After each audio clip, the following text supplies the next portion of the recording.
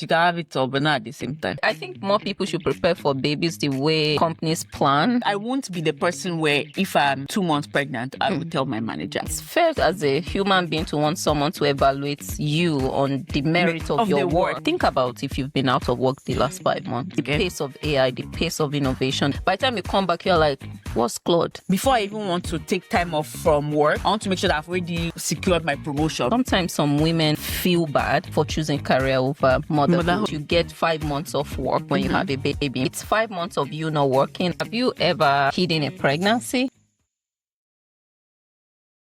Welcome back to another episode of Growing Yet Grown. I'm Simone. I'm doing. And today, what are we going to be talking about? We're talking about the cost of motherhood in our careers. Okay, yes, I'm here for it. Yes.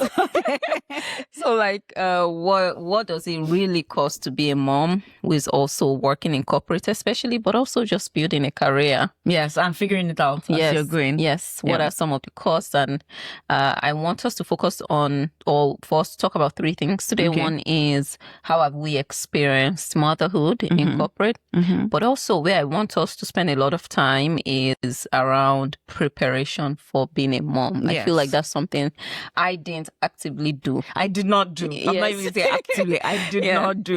Yeah. So there's that. And then third, just like what we'll do differently and what would advise people to do. Yeah. We like the take home. Yes, take home. Guys. The take home. Homework. Yeah. So those are the things I would talk about today. But before we get started with all that interesting stuff, I wanted to share one data point. Just one today. Okay. Just one. Yeah. Okay. We're here to learn. Yeah. So I came across research. They surveyed about 850 women. Okay. In 2024. Okay.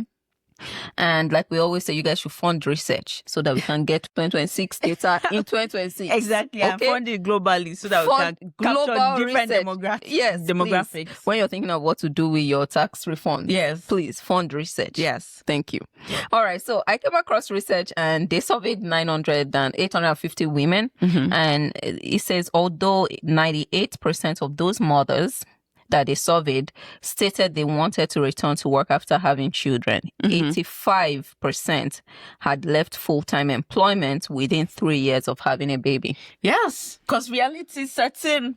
They're like, it's looking like the math is not math. It's not math. The way things are set up. I need to rethink this and see if this whole working full-time is for me, if you can work with the baby, all of that. Yeah. So I thought that research that data was quite alarming. Like 85% of those women had left within 3 years, and these are moms that were working and wanted to work. Yes. So it's not an ambition problem. Yes. It's that something happened. Feasibility. Yes. Yeah. You are like, I need to rethink this. So let's start with you just hearing that data around like moms leaving full-time employment, potentially leaving any kind of an employment within 3 years of having a baby.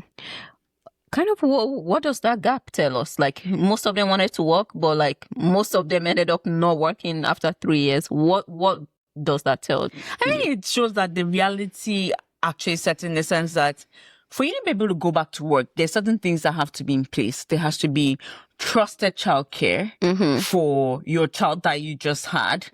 You have to be able to afford the health. The trusted childcare. Exactly. Because you can have trusted childcare, but you cannot pay for it. You can't pay. Yes, you need to be able to afford for it. You have to be going back to work where you feel valued, that you're going at a level that you want to be at, and you're going to be doing the kind of work that you want to do. Yeah. And it's not always clear that all those things play out at the time that you want. Yeah. And that's even you going back to work, you're not necessarily sure what you're going to be working on, what your growth and career trajectory is going to look like. If people are just going to be sidelining you or giving you a side eye that this one is not ready to push forward because you have a baby, you're not even sure if there's even flexibility to accommodate the realities of having a child. Because when you have a child, if the child is sick, you have to be able to hear. They'll tell you that don't bring the child back until how many hours post fever. The daycares. Yes. They're like, don't bring the child until the fever is clear. I'm like, but she got it from school. I used to have that argument. They're like, yes, but you want to infect other kids. It does not matter. It does not matter where she got it from. They're like, keep your child at home. Exactly. And for you to be able to, you need to be at a place that can let you have that flexibility Yes. to work from home and not be. So there's just a lot of like practical logistics that if a place is not really forward in like ensuring that mothers can actually be productive at their workspace, it makes it very, very challenging. Yeah. At some point today, I want us to also talk about this idea of flexibility. Okay. Like, is it good for moms? Yeah. Even this flexibility we are asking for me, it's like, is it real? Is it real and is it good for us? Yes. Is it really serving moms? Yes. But we'll come back to that. When I saw this data, I was just like, okay, maybe, it says 85% of them had left the workforce. Like within 3 years of having the baby. I'm just like, okay, hope they went back after 7 years. Yeah. So, hope they shall went back eventually. Eventually. But there's also something to be said about after taking a career gap, how easy is it really for people to come back to work? Like, what does that really look like? Yeah. And it would be interesting to actually maybe in the future have someone on the podcast that's gone through that. I've actually met a few women that told me they took career breaks twice for their 2 kids and to just be home, and they came back. I want to hear a bit about the reality of that, right? How easy is it to come back? Yes. What were you doing in those years? Yes. Because I was asking one of them, what were you doing when you were out to be able to come back here? And she said she was on top of that the first time she wasn't on top of things in terms of brushing up her skills, all those things, so it was difficult for her. But the second time, it was not a real break. She was actually studying the first time. Always in the news, like reading the news, making sure she was sharpening her skills. I'm like, but you on maternity break? She's like, no, you how will you come back? If you want to be in that maternity break full time, just know that coming back is not straightforward. So I would love at some point when you guys support us and we have money. When you guys show support. We should definitely talk about that. But I just think the data is really it bothered me a bit. Like, they want to work, but they can't work, and that's just really interesting. But I hope they all went back after the. I hope so too. Or maybe their ambition just like it changed. Yes. Let's talk about flexible work. Okay, which is something you mentioned, like. This flexibility we're asking for moms, for organizations to accommodate this new reality for a lot of parents as well, not just moms. What's the reality of that flexibility? Does it help women in their careers, or does it have a negative impact we don't really think about? That flexibility. I think a challenge that we face, especially with this topic in the workplace, is that it's really hard to quantify the result or the impact. So, and I'll tell you what I mean specifically by that. So let's say that women are given flexibility at the workspace.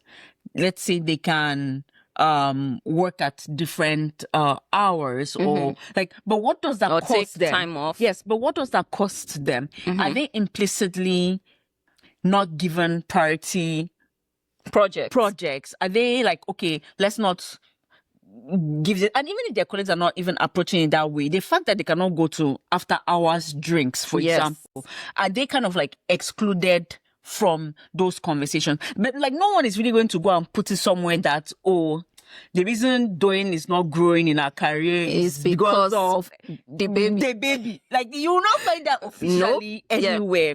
So it's something that I find really hard to quantify the direct impact of the so-called flexibility. But intuitively, what that tells me is that, yes, while there's flexibility, I still think that there's a cost, there's a hidden cost somewhere that we as moms are not necessarily privy to, unless you already have it in your mind that it's going to cost me. I just need to know how to mitigate it. And that's part of the preparation, we'll get to in the episode. But I agree. Many times there's discourse around flexibility for moms, maybe time off. Maybe we need, because some people in this country don't get any time off. That's true. Baby. Yes. Any paid time off. If you go off, you are not earning. It's on your own time. So how will it on you? It's on so your how own are you taking care of that 8-pound baby you just gave to you? Like, what will she eat? That's right. You rush back. So they rush back, all those kinds of things, right? So when we're advocating for flexibility, I also think the discussion should be policy, or the things we're advocating for, we should expand it a bit. Yes. Because you can get time off think about you get 5 months of work when you have a baby. It's 5 months of you not working and nothing is on your performance review, maybe. Yes. And so when now you come back the 6th month, do you decide, what do you how do you ask for a promotion? Yeah. What are you using? What are you using? Yes. Like, there's a cost of that time off. There's a cost of, oh, you can't come to the happy hour. Yes. There's a cost of, oh, you can't do this kind of project because it requires late nights. Yes. There's a cost of all. Yes. Corporate America is not nice. We are not. They are not. There's even just the cost of, if before at the office you were sitting for 8 hours and pushing straight. Yeah. The fact that you have to get up and go and pump. Yeah. Come easy shave off. What? 2 hours. 2 hours. Yeah. So the time you're working with is limited. Is less. Yes. So should we then say the bar should be lowered, like, or different? Maybe not lower, different, because you are a mom and you're just coming back. Should they judge you with a different set of, with a different lens? Yes, I don't think the bar should be lower. I just think it's a different criteria. Yes. And yes. Like, are you saying that companies should have that different set of criteria for women that have gone out to have kids? Yes. The question is, like, are you going to have buy-in? Because some people will say that they've chosen not necessarily to go down that path. Which path? Of like having like child-free women. Yeah, child-free women. Some men might say that they don't necessarily have that added benefit, but I do think that there should be some different metric, a different yardstick for women who are just coming back after having a child. Yeah, I don't know how I feel about that. Yeah, about wanting a different metric. I don't know, psychologically. By metric, I mean that, and I'll give you a practical example. Let's say that I were coming back, or even before I leave. Let me say before I leave. Yeah, it should be clear what I am coming back to. Like, what sort of projects do I think within my capability I want to come back and do? Yeah, and like, how can I prepare to be able to engage in those projects? Yeah. So not necessarily that I'm giving preferential treatment. I can just have clear conversations around how to better prepare to go back into it without the friction, or without as much friction. Yeah, and I think that's valid. But as we're also talking about the cost, like, think about if you've been out of work the last 5 months, the pace of AI, the pace of innovation, the pace of, by the time you come back, you're like, what's Claude? The truth is, I don't know that you can afford to be disconnected for 5 months. But that's what it takes to raise that new human being they gave you. Yes. In a country where you have no mom, no dad, no grandma, no this. That's what it takes to. In fact, you're not sleeping enough. Yes, you are not thinking of AI. You are not even sleeping. You're sleep deprived. Yes, you're sleep deprived. You're taking turns. Yeah, 3-hour shifts. Who will be awake? Who will stand awake? You're sleep deprived, and you're back at hospital saying, "Oh, she has a rash." Especially if you're a first-time mom. Yeah. It's not sure that you are finished healing. Exactly. Let's not even say that the baby has a rash. What about you? What about you? You're all healing. Exactly. Yes. Yeah. But that's what it takes to raise a baby, especially if you're a first-timer. It's that.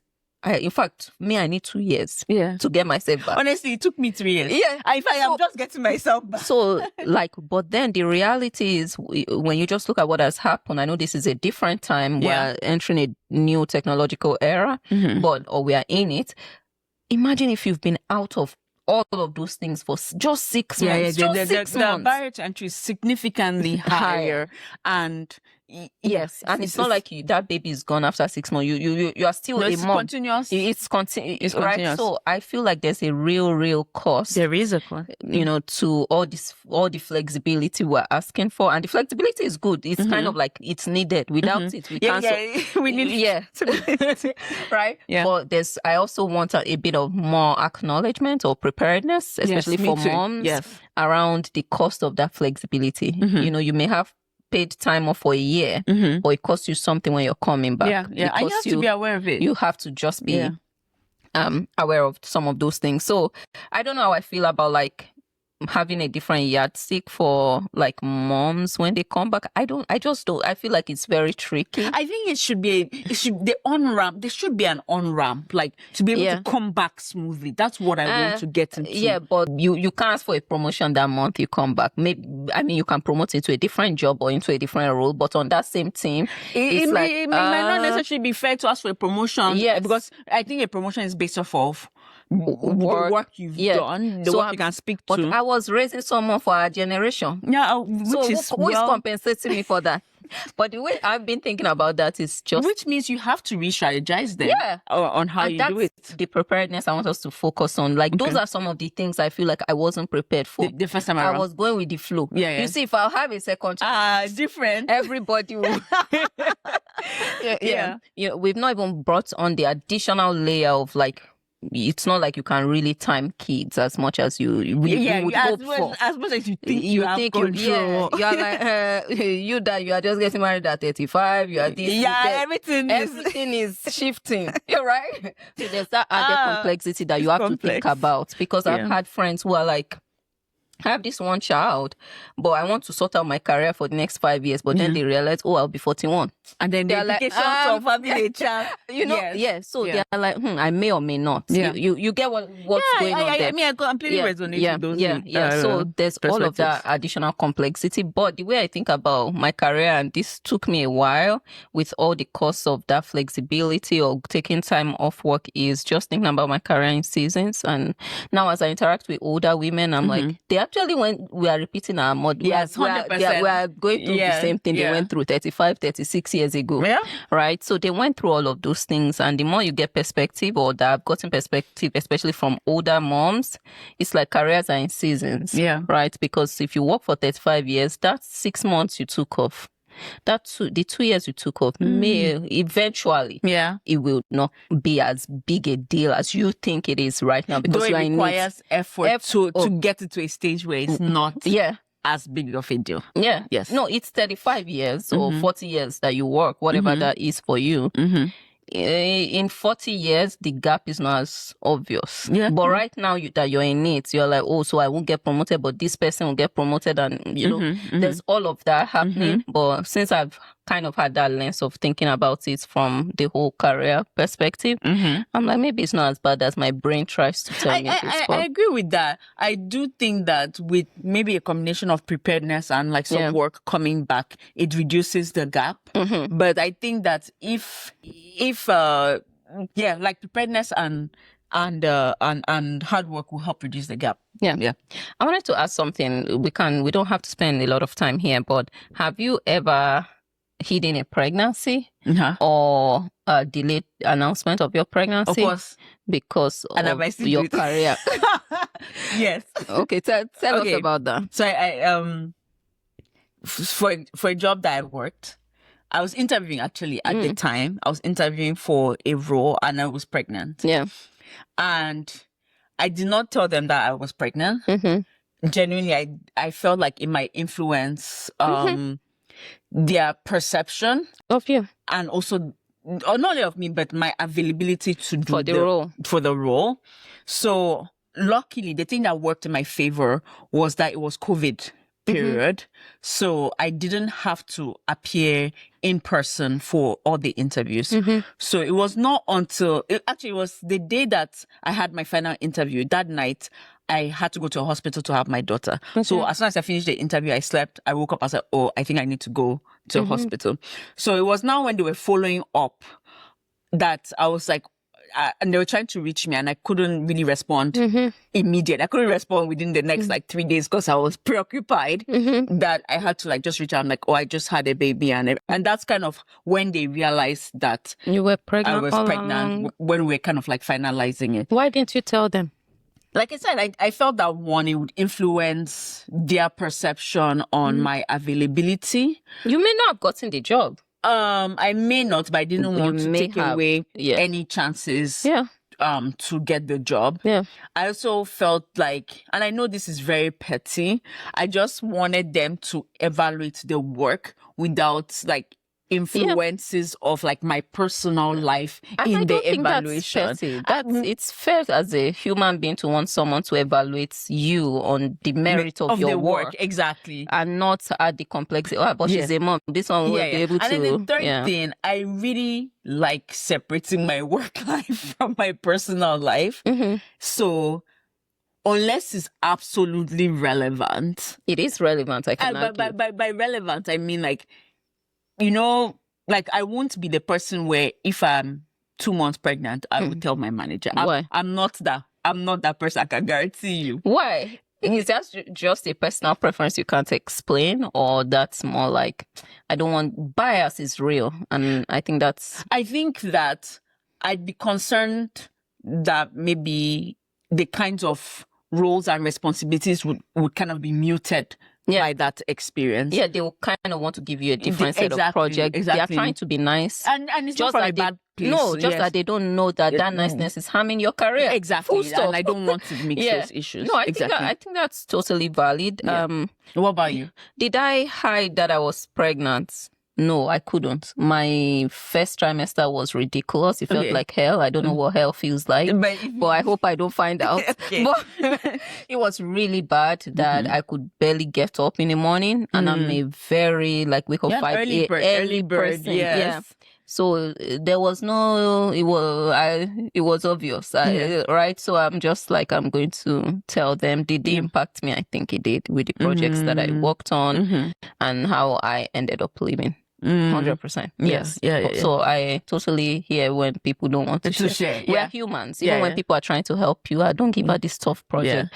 They're actually not helping. Yeah. But hey. Yeah. And for me, in all honesty, I know that if I were to be expecting another child, I know that I would tell them when I absolutely need to. I don't know why, but I just... it's valid. It's valid. Let's talk a bit about preparation for a child. Yes. Right? What does it actually mean to prepare for motherhood, financially especially, or in any other way, to prepare for some of the practical or the reality of being a mom who is also trying to build a career? Yeah. So I'll maybe start with the career portion first, as opposed to the finance portion.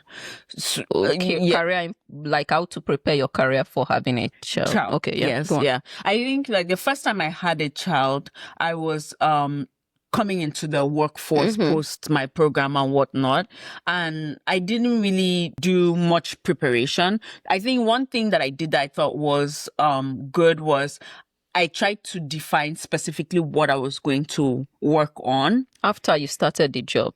When I was negotiating part of it, what am I specifically... No, and by what I'm working on specifically, it's not necessarily only the role itself, but the project itself. And then there was the opportunity to take time off and start later, but I decided to just kind of start and get my foot a bit wet before I took a bit of time in the later portion. And in retrospect, I think I would probably still do that because it gave me an opportunity to have a few wins, and that gave me then some latitude to take a bit of time. And I didn't particularly take much time off. I took about 6 weeks off, and that was it. Now, if I were to go a second time, if I were to go again, different ball game for me. On that, would you have done that if it was just you and your husband? No help, no family, nothing. Would you have taken the 5 months off or 4 months off once the baby was born? Or would you still have done the same thing you did? Okay. I'm just trying to play the role of having a community or something like that. Yeah. So I think that having a community was really helpful. And I think it would have been harder for me to not take time off immediately. Yeah, exactly. A community just buys you a bit more, a bit more ground, a bit more standing, a bit more sleep, and 100%. Yeah. I just wanted to it's good for people to also know the reality. Is your experience. You should, if you can. I've seen people move closer to where grandma is. It makes a difference. It makes a huge difference. Okay. Yes. Sorry, go on. Yeah. If I were to do it the second time around, and I'm glad you actually called that point out, I'll definitely still have a community. That's a number one in place. Yes. 2, before I even want to... If everything were in my control, before I even want to take time off from work, I want to make sure that I've already secured my promotion, first of all. I'm not... So that when I'm away, any work that I've done is not being if I may say, lost. Because it's hard to use work that you did 8 months ago to justify a promotion. There's recency bias as well. It's not as fresh. It's not top of mind right now. Exactly. Yeah. So whatever work I'm doing, I want to leverage it right now. So when I come back, let's all start with a fresh slate. Everybody, that's thing number 1.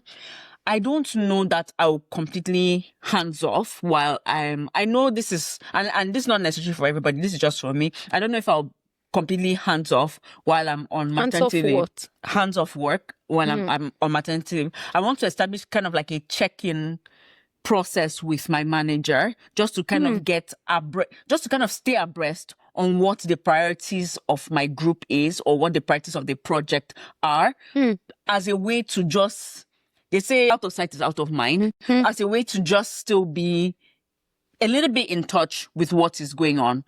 So that would be one strategy. That's interesting. But go on. That would be one strategy for me. I think I would also want to think clearly on like what I'm coming back to do, not just for myself, but like I want to discuss that also with my manager. Like when I'm coming back, what are the projects? Even though your manager may not be there. He may not even be there. Okay. Which is also... It's for your peace. Which is also why I don't think the conversation is only singular to your manager. I also think that you need to sort of make sure that your network, either of like peers, is also to some extent built. Because I think that offers you some buffer in your return process. Because those people might be the managers that have replaced your manager that left. Yeah. And I think that offers you some buffer. Like to already have a relationship with them. Not that to ask them what will you be working on, because... No. To have a relationship with, not because they themselves might not necessarily answer. It also depends on the industry, right? If you're working in industries or places like consulting, that just doesn't work because they don't know the projects anyone will be working on in 3 weeks. Fair enough. Yeah. So it depends on the industry, but for sure.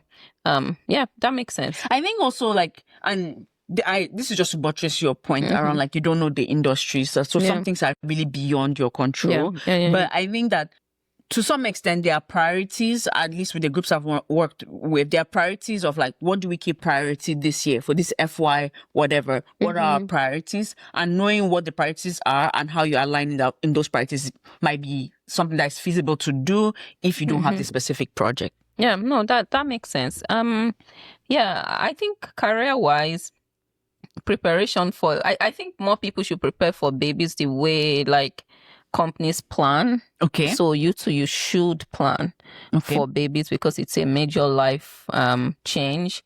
So like you said, 100% aligned on if you can get a promotion before you go. Yeah. So it helps you mentally. I thought when I was going on maternity leave, I wrote out things I was going to do, things I was going to achieve. I felt like motherhood hit me in like it was a shocker for me how much work it took me. It wasn't a vacation at all. No. It wasn't a time off. It was real work. Yes. And my husband was also working, like he didn't get all that time off and all of that. I mean, maybe the first few weeks. So it was just not, it wasn't a good setup. So I don't think, now thinking back, that that's a time when you can really think about your career and promotion. So promotion is tough. If you can push for that promotion now before you get pregnant, of course, we act like we can control everything. It's a lie. But true. If you can, get that promotion now, highly recommend, so that you are not thinking about anything. Where is my career? Would this guy remember what I was working on? I think it's just too much. You also might not even remember what you were working. Yeah, it's not the way mommy brain hits me. You also might like not I couldn't remember the most basic things, right? I'm not. So there's that, like planning for it that way, actively that way. There's also like financially preparing for a child. Like there's children cost money. You'll be surprised.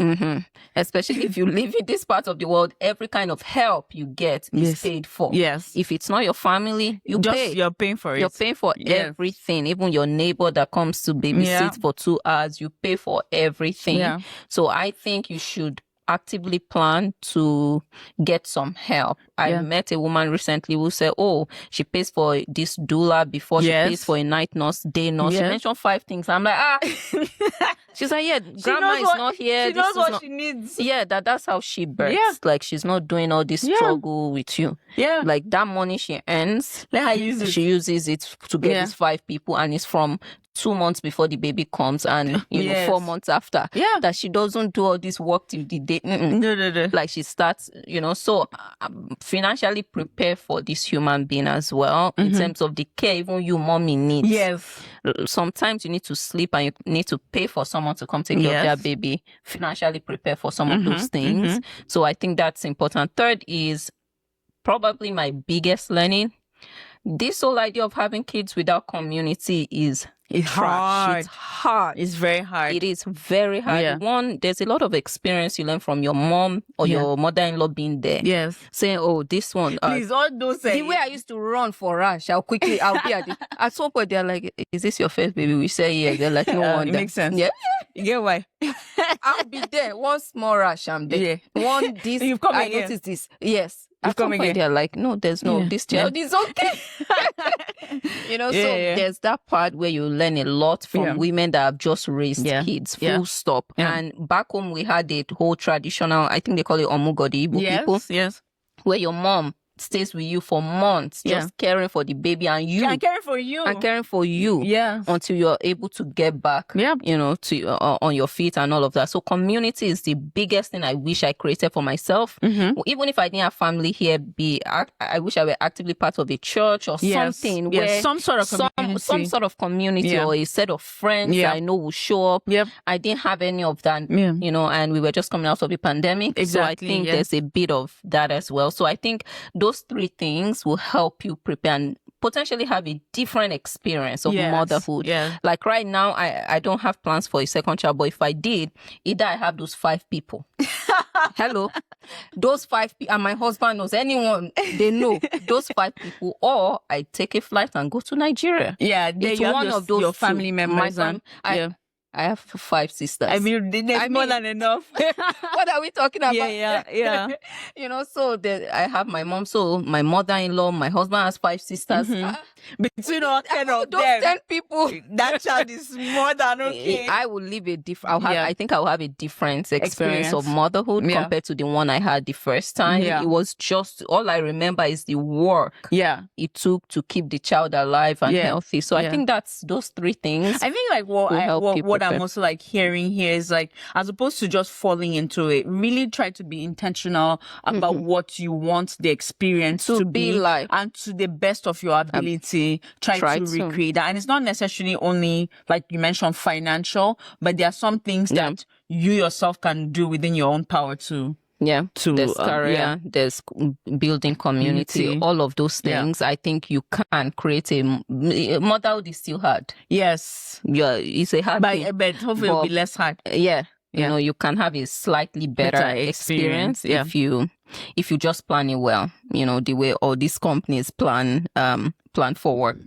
Okay, let's talk a bit about, I know we're almost at time, but I want us to talk about like knowing everything you know now. If someone came to you and said, I'm in my late 20s, okay, and I want to have kids, I want to start a family, but I also want to become a director, a partner, a VP or something in the next few years, what would you say to the person?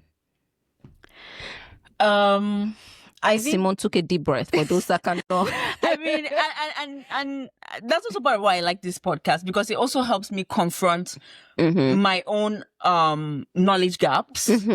There's some things I can speak to, and then some things that I'm still like navigating through. I want to be whatever I want to be. And we talked about it in a previous episode, and still navigating motherhood. But I think for me, one thing I'm reconciling is that I have to be okay with not necessarily doing everything at the same time. Yeah. And knowing that there's a season where motherhood might be just the first and foremost thing that I'm doing. And there might be a season where the directoring is the first thing that I'm doing. That's the first thing that just before I think I thought that I would be doing everything at the same time. Plus one on that. intensity. +1 on that. Yes. I definitely thought but so. just I had a long list of what I would achieve. In the 3 months I took off, I said, I'll do this, I'll build this, I'll build that. Yeah. Even me, I remember the time I was writing my thesis, and my PhD advisor was asking me some questions about what I would do. And I told him, he was like, let's just take 3 months. Yeah. Let's just take 3 months and then we'll talk after. A colleague, a partner, the firm I was working in at that time also said, I know you're complaining about pregnancy, but you see those first 3 months after the child, your pregnancy experience will be nothing compared to the work you would do. So don't worry, stop complaining. And all these things you say, once I have this baby, I'll do. She's like, no. Let's pause on that for now. Let's pause on that for now. So I think that would be one. I think the second thing, like career-wise, I think given that information, I would ask myself, what does a trajectory to being a director look like? Given that there's some seasons that I would have to step back a little bit. And for me, that seemed like a more realistic way to try to plan out one's career than assuming that one can do everything at the same time. I love that. And I have one last question for you, but I agree with everything she said. Think about your careers and even your life, your career in seasons, but your life in seasons. And, even though you're aiming for both at the same time, that's okay, but also have some realistic expectation and say, if I had to choose for these first 5 years, which one will I choose? And it's okay. Sometimes some women feel bad for choosing career over motherhood. I don't think there's a bit. If you have a child, please, if you are not choosing motherhood over career, make sure you have a plan. If your husband is very hands-on, he's on it, of course, choose career over motherhood. And don't feel bad about it. It's your choice, and that's the whole point. That's the whole point, right? So I totally agree with everything Simona said.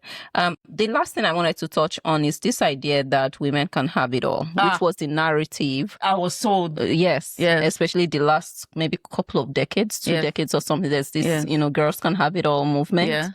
What do you think about that, especially as someone that has now experienced motherhood, working in corporate, building a career, being in your 30s? What are your thoughts on that?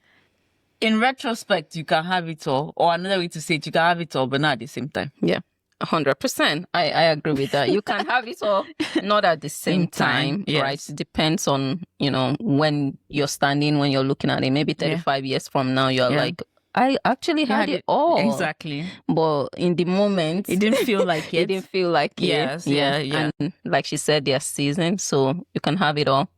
But, not at the same time. I think we'll wrap up the episode, but you wrap us up. Thanks so much for tuning in. I think we're also very curious to know what your own either motherhood and career journey looks like, or someone in your family. Men also, please contribute. This is not only a topic for the ladies. So if you don't want to drop a comment, send us an email and we'll be more than happy to read and maybe share your own experiences here. But otherwise, stay tuned. And this was the Growing Yet Grown podcast with both of us. With Simone and Tony. Bye. Thank you so much, and we'll see you in the next episode.